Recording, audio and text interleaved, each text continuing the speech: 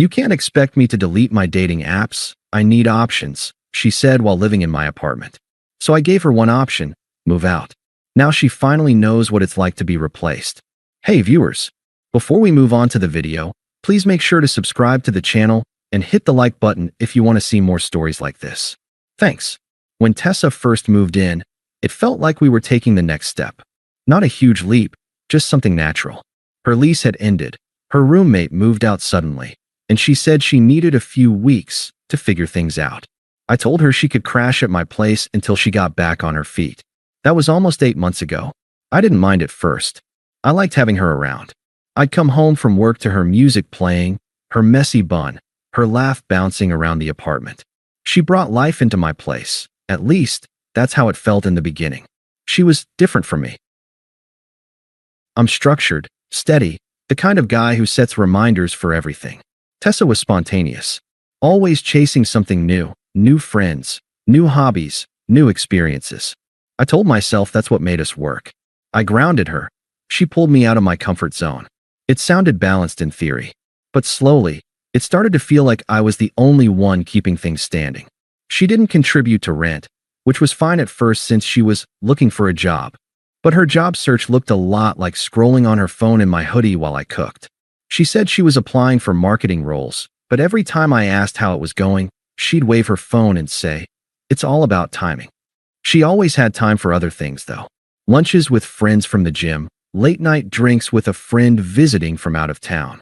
When I'd ask who she was meeting, she'd smile and say, "Relax, babe. You know I'm loyal. You're acting like my dad, not my boyfriend." That line stung more than I'd admit. The first real crack appeared one night when we were watching a movie on the couch. Her phone buzzed twice, and she grabbed it so fast she almost spilled her drink.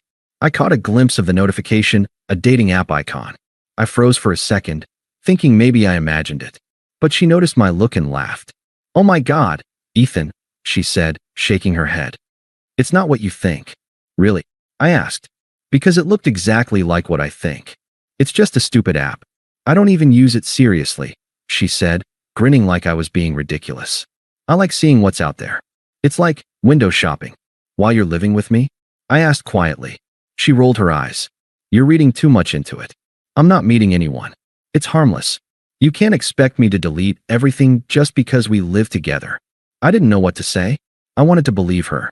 I told myself she was just being immature, not malicious. That she'd eventually realize how disrespectful that was. But the truth was, she already knew. She just didn't care. After that, things started feeling off. She'd spend hours on her phone, smiling at the screen. She'd leave dressed up, saying she was meeting friends, but never specify who. When I tried to talk to her about it, she'd switch the blame instantly. "You're getting clingy," she said one night, standing by the door with her purse. "I can't breathe when you're like this." "I'm asking where you're going," I said. "That's not clingy. You're trying to control me," she shot back. "If you don't trust me, maybe we shouldn't live together." That was her go-to line whenever I questioned anything. "If you don't trust me, maybe we shouldn't live together." And every time, I'd drop it. Because I didn't want to start another fight. Because I thought being calm meant being mature. But it just meant she knew I wouldn't do anything. A week later, we went to a friend's dinner party. One of my buddies brought a bottle of wine, nothing fancy. Tessa leaned over during dinner and whispered, "Please don't tell them that's from you. It's cheap. I'll pretend it's mine." I stared at her. "You're kidding." She gave me a tight smile. "Just trust me, okay?" That's when it hit me. She wasn't embarrassed by the wine. She was embarrassed by me. When we got home, I tried to talk to her about it. She didn't apologize. Instead, she smirked and said, "You take everything so personally. Not everything's an attack." Then she added, half laughing, "Honestly, you'd be less uptight if you had options too." "Options?" I repeated. "Yeah," she said, pulling her hair up into a bun. "You can't expect me to delete my dating apps. I need options. It's not like we're married." She said it casually, like she was talking about a shopping list. I didn't argue. I just nodded, pretending I didn't care. But that sentence, "I need options," replayed in my head for days. It became the moment I realized I wasn't in a relationship. I was a placeholder. And placeholders don't beg to be kept. They step aside. After that night, I started watching more carefully, not to spy on her, but to finally see her without excuses. It didn't take long. Tessa got bolder once she realized I wouldn't push back. She'd sit on the couch swiping on her phone, screen tilted away, smirking at messages she clearly wasn't sending to friends. I'd walk by, and she'd minimize the app so fast it became a reflex. One morning, I made coffee before work and noticed she was dressed up, full makeup, curled hair, perfume strong enough to smell from across the room. "Big interview?" I asked, trying to sound casual. She didn't look up from her phone. "Just brunch." "With who?" She smiled, finally meeting my eyes. "Why do you need to know everything?" "Because you live here," I said. She sighed like I was exhausting her. "Ethan, I'm not doing this. You're acting jealous again. It's not attractive. I'm asking a question, not accusing you," I said quietly. "Same difference," she muttered, grabbing her purse. "You know, I miss when you were chill. You used to be fun before you turned into this." She left before I could reply. The next few days felt like walking through fog. I was still working, still paying the bills, but mentally I was somewhere else. I kept thinking about that word, options. She wasn't just keeping them open. She was living like she already had them lined up. The confirmation came a week later. I got home early one Friday. She thought I'd be working late, so when I opened the door, she froze mid-laugh, sitting on the couch with two of her friends. Both guys.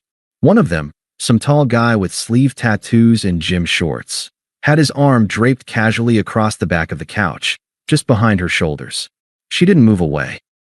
"Hey, babe," she said, trying to sound normal. "You're home early." "Clearly," I said, looking at the stranger who barely acknowledged me. "This is just a hangout," she added quickly. "Relax." "Right," I said. "Just 3 friends hanging out in my apartment while I pay for everything." The tattooed guy chuckled. "You the landlord or something?" I looked straight at him. "Yeah, and rent's overdue." Tessa stood up fast, annoyed. "God, you're so dramatic. It's not that deep. You're having guys over without telling me, Tessa," I said. "You think that's not disrespectful?" She rolled her eyes. "You're acting insecure again. This is exactly why I keep saying you need to loosen up. Loosen up while you flirt with other guys on my couch." I asked. The guy raised his hands. "Hey man, I didn't know you two were." "It's fine," I interrupted. "You don't need to explain. You can both go." Tessa snapped. "You don't get to kick my friends out. This isn't your house." I turned to her, calm but firm. "Actually, it is." Silence. Her friends shuffled awkwardly, and within a minute, both of them left. She stood there fuming, arms crossed, face red with anger. "You just embarrassed me," she said. "No," I replied. "You did that yourself. That night, we had the fight that ended everything." She started pacing, saying I was controlling, that I didn't trust her, that she deserved freedom. "You're suffocating me," she said, tears welling up. "I can't live like this, constantly being monitored." I let her finish, then asked, "What exactly are you fighting for, Tessa?" "The right to act single while living rent-free." She glared at me. "You're twisting everything. I'm just being honest about who I am. I can't pretend to be some obedient girlfriend. I need options." There it was again. Options. I nodded slowly. "You're right. You should have them." She blinked. "What's that supposed to mean?" "It means I'm done getting in the way," I said quietly. "You want to see what's out there? Go ahead. You've got 2 days to move out." Her jaw dropped. "You're kicking me out? Over this?" "Not over this," I said. "Over everything that led up to it." She laughed in disbelief. "Wow. You think you're making some kind of power move? You're just proving you can't handle a real woman." I smiled a little. "Then I guess you'll find someone who can." That shut her up. She stormed into the bedroom, slammed the door, and spent the next hour calling friends, hoping someone would let her crash. I could hear her through the wall, the tone flipping between anger and desperation. I didn't say another word. I sat on the couch she used to occupy, drinking the same coffee she always complained about, and felt something I hadn't felt in months. Peace. For the first time, the apartment was quiet, and I liked it that way. The next morning, she was still in the bedroom when I woke up. Normally, she'd be blasting music, doing makeup, or scrolling through TikTok while I made breakfast. But this time, there was silence. Heavy, uncomfortable silence. When I walked in, she was sitting on the edge of the bed, phone in hand, eyes red. She looked up at me, her voice small for once. "So that's really it? You're just done?" "Yeah," I said. "I am." She shook her head slowly, forcing a laugh that didn't sound like one. You're seriously throwing away everything we built because you got jealous? Jealous? I repeated. Tessa, you brought other guys into my home. You flirted in front of me. You disrespected me every chance you got, and then acted like it was my fault for noticing. She crossed her arms. You're overreacting. None of that meant anything. I just wanted attention, okay? You stopped making me feel special. So you replaced it with validation from strangers? I asked. She groaned, rolling her eyes. You just don't get it. Every girl wants to feel desired. You got too comfortable. I leaned against the doorframe. You know what's funny?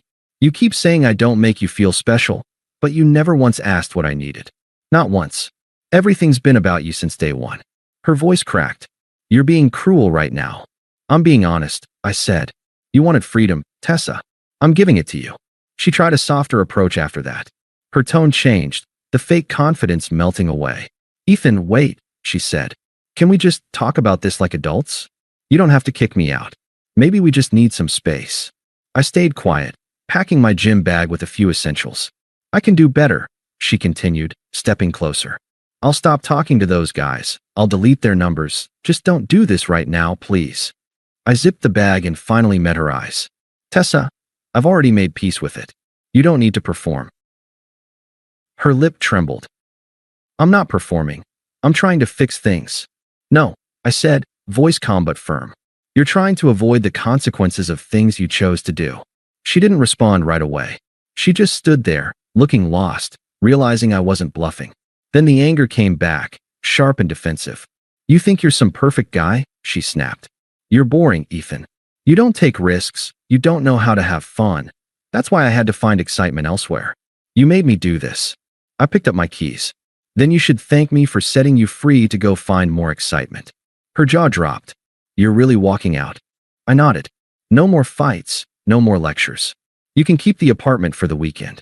I'll come back Monday to make sure you're gone. She laughed bitterly. You'll regret this. You're not going to find anyone who puts up with you. I'm not looking for anyone, I said. That's the point. I left before she could answer. The hallway outside my apartment felt like fresh air for the first time in months. Every step I took toward the elevator made me feel lighter. By the time I reached my car, I wasn't angry anymore. Just done. That night, I stayed at a friend's place, an old coworker who'd seen me struggle through this relationship. When I told him what happened, he just nodded like it was inevitable. About time, man, he said. She's been using you since day one.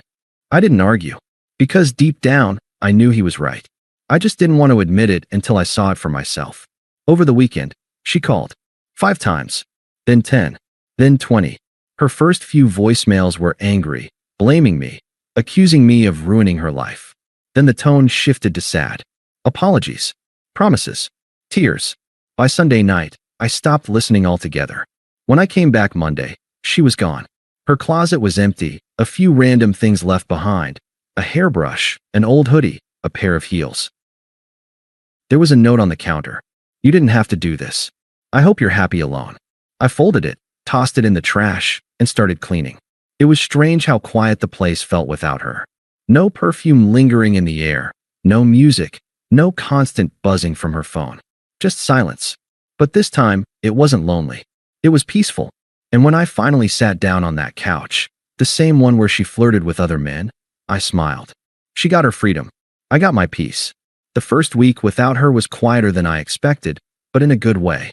I went to work, hit the gym, actually slept through the night for once. No fights. No drama. Then the messages started. At first, they were casual check-ins.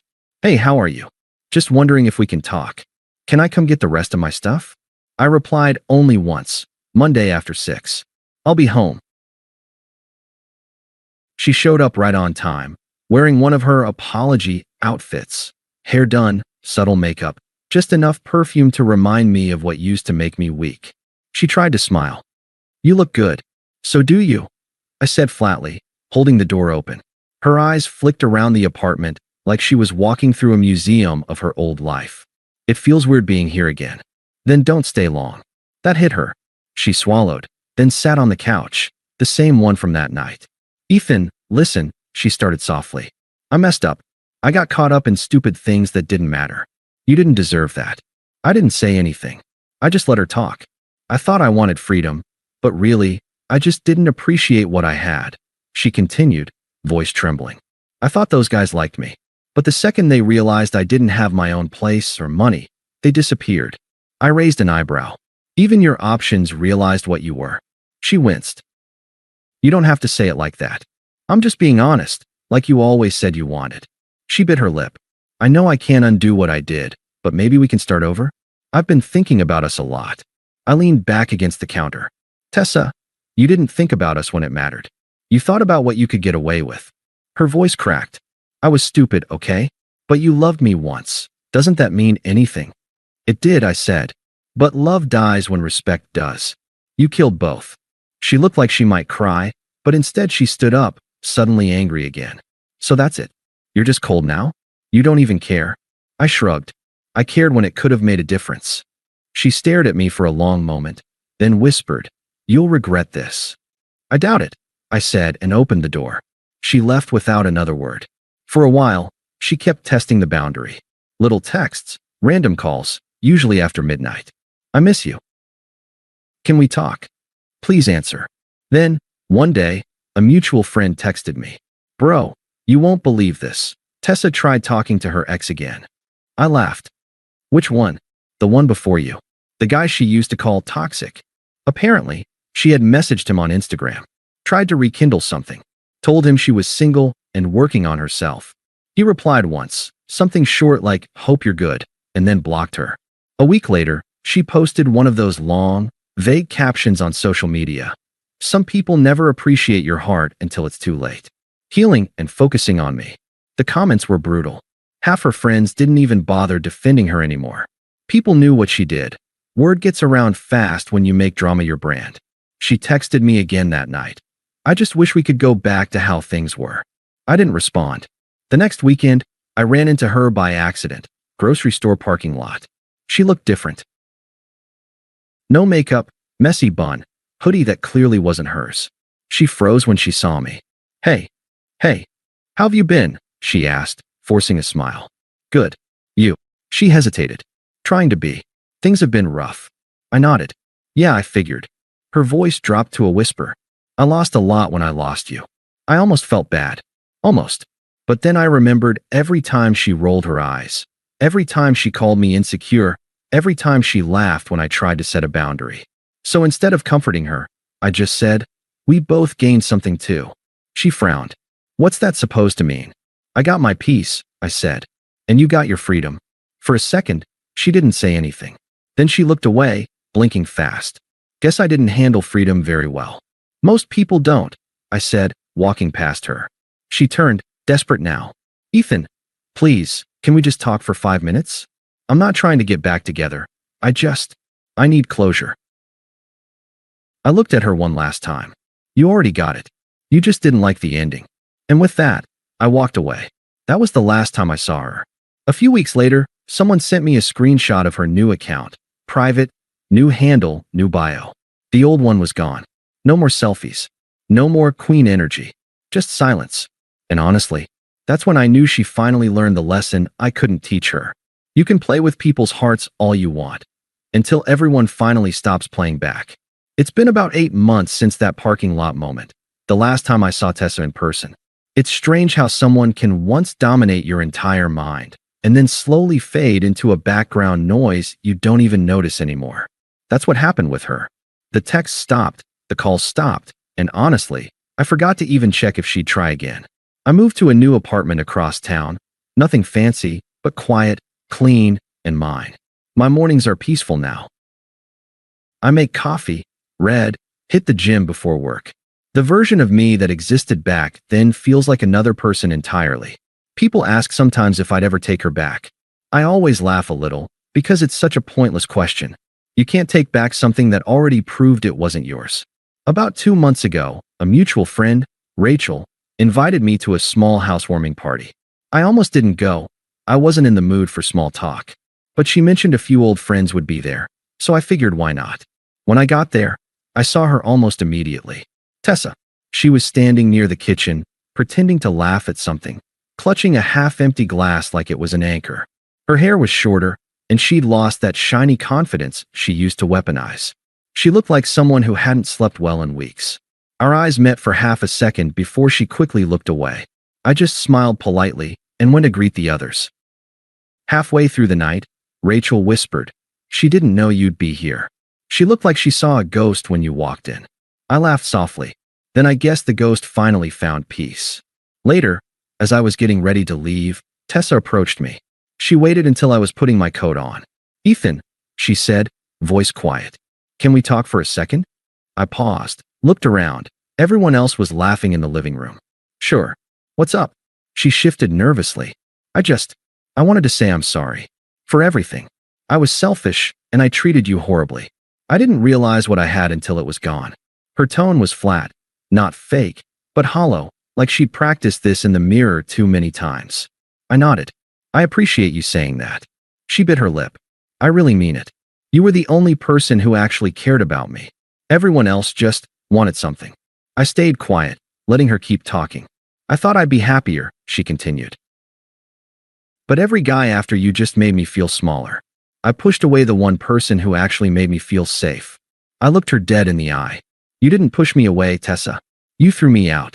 There's a difference." Her face fell. "I know. I regret it every day."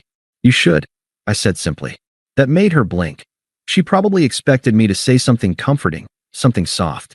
But I wasn't there to make her feel better about her own mistakes. She sighed shakily. I keep thinking about what it would have been like if I hadn't messed up. If we just worked things out." I slipped my hands in my pockets.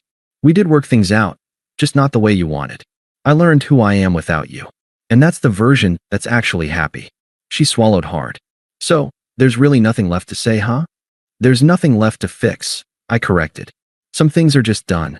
For a long second, she stared at me, eyes glistening. "I really miss you." I smiled politely. "I hope you find someone worth missing less." Her eyes filled with tears, but I walked away before she could say anything else. I haven't seen or heard from her since that night. But I did hear through the grapevine that she moved back in with her parents for a while. Apparently, one of the guys she was seeing ended up cheating on her, and the fallout wrecked her pretty badly. People always say karma isn't real, but I think it's more subtle than that. It's not about cosmic punishment. It's about the universe letting you taste your own medicine through someone else's hands. She finally got to see what it's like to be replaced, to be lied to feel disposable. And that's not something I need to celebrate. It's just what happens when someone keeps burning bridges and acting surprised they're stranded. As for me, I'm doing better than ever. I've been promoted, started traveling a bit for work, and reconnected with people I'd lost touch with when I was constantly walking on eggshells around her.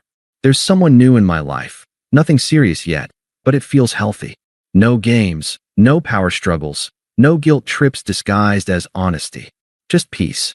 Sometimes, when I think about the whole thing, I realize I don't even hate her anymore. She was the wake-up call I needed.